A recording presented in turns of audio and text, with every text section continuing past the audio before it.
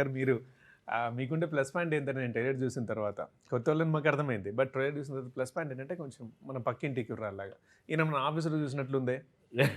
ఈయన మన friend gang లో ఉన్నాడు. ఈ ఫేస్ కట్ అదే చాలా సార్లు చూసినట్టు చాలా సార్లు చూసిన మనిషిని మరీ కొత్తోడేం కాదన్నట్టుగా ఉంది. కొంచెం అది మీకు కలిసి వచ్చేది, మనోడు అనిపించేది. అండ్ ట్రైలర్లో ఇంప్రెస్ చేశారు. అదేదో బాగా ఫస్ట్ ఫ్రెండ్ చూసినప్పుడు కొత్తోడు చూద్దామా ట్రైలర్ అంతా బాగా చేశాడని వచ్చింది. ఇతను చాలా సంవత్సరాల నుంచి హీస్ ఏ క్లాసికల్ డాన్సర్. అట్లాగే ఇండియాలో హిందీ సినిమాలకి, మన తమిళ, మలయాళం, తెలుగు అన్ని సినిమాలకి డాన్స్ అసిస్టెంట్గా వర్క్ చేశాడు. అచ్చా, కొన్ని సంవత్సరాల పాటు. సో బేసిక్గా డాన్సర్ మీరు? డాన్సర్ అతను. ఓకే, ఇది మీ ఫస్ట్ మూవీ? చెప్పు. ఇంతకుముందు ఏమైనా సినిమాల్లో యాక్ట్ చేశారా? యాక్ట్ చేయలేదు. ఎట్లా మీరు ఇటు వస్తున్నారు? అంటే ఒక 2011 నుంచి అంటే డాన్స్ స్టార్ట్ చేసిందే హీరో అవ్వాలనే. ఓకే, డాన్స్ స్టార్ట్ చేసిన తర్వాత తెలిసింది కొరియోగ్రాఫర్ వేరే, అసిస్టెంట్ వేరే, బ్యాక్గ్రౌండ్ డాన్సర్ వేరే, హీరో వేరే వేరే అని చెప్పి. సో ఫస్ట్ థాటే 15-16 ఇయర్స్ నుంచి హీరో అవ్వాలందే. బట్ అక్కడికి వచ్చే జర్నీకి ఏదో ట్రాక్ కావాలి కదా సార్, ఏదో ఆర్ట్ ఉండాలి. ఆర్ట్ లేకుంటే మనము ఇక్కడ దాకా రాలేము. సో ఆర్ట్ని ఫాలో చేసుకుంటూ వెళ్ళాను. సో ఆ డాన్స్ని ఫాలో చేసుకుంటాను, మా గురువు గారిని ఫాలో చేసుకుంటూ వెళ్ళాను. తర్వాత అబ్జర్వేషన్ అంత హీరోలతో చేస్తూ ఒక్కొక్క హీరో ఒక్కొక్కలాగా చేస్తున్నారు.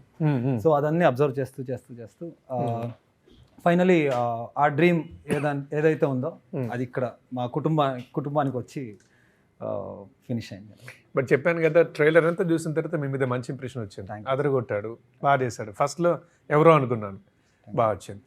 అండ్ మరి ఇందులోకి ఛాన్స్ ఎలా వచ్చింది? ఉదయ్ శర్మ గారు ఎలా తీసుకున్నారు ఈ సినిమాకి? మీరేంటి? ఇది HNG సినిమాస్ మహాదేవ్ గౌడ అని చెప్పి ఈ సినిమా ప్రొడ్యూసర్. అచ్చా. సో అతనితో ఒక 2-3 ఇయర్స్ జర్నీ చేశాను.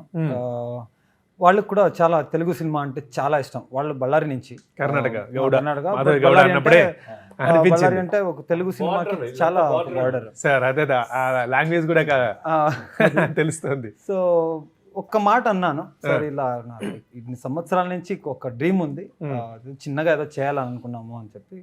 మీరు నమ్మరు, ఒక చిన్న బడ్జెట్తో స్టార్ట్ చేసేయండి అని చెప్పి వెళ్ళిపోయారు. కానీ తర్వాత ఒక తెలుగు సినిమా చేస్తున్నాం, ఈ కథ వచ్చింది. ఈ కథ గురించి చెప్పాలి, ఒక 300 స్టోరీస్ విని ఉంటాం సార్ ప్రొడక్షన్లో. ఆ 300ని బీట్ చేసి నంబర్ 1లో కూర్చుంది ఈ సాకుడు మాం కథ.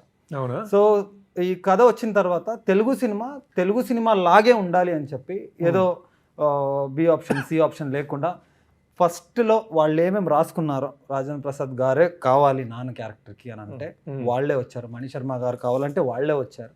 ఇంకా కాస్టింగ్ అంతా చూస్తున్నారు మీరు. సో ఇంతంతా తెచ్చిపెట్టి నన్ను ఈ పొజిషన్లో కూర్చోబెట్టిన దానికి మహాదేవ్ గారికి చాలా పెద్ద థ్యాంక్స్ చెప్తున్నాను.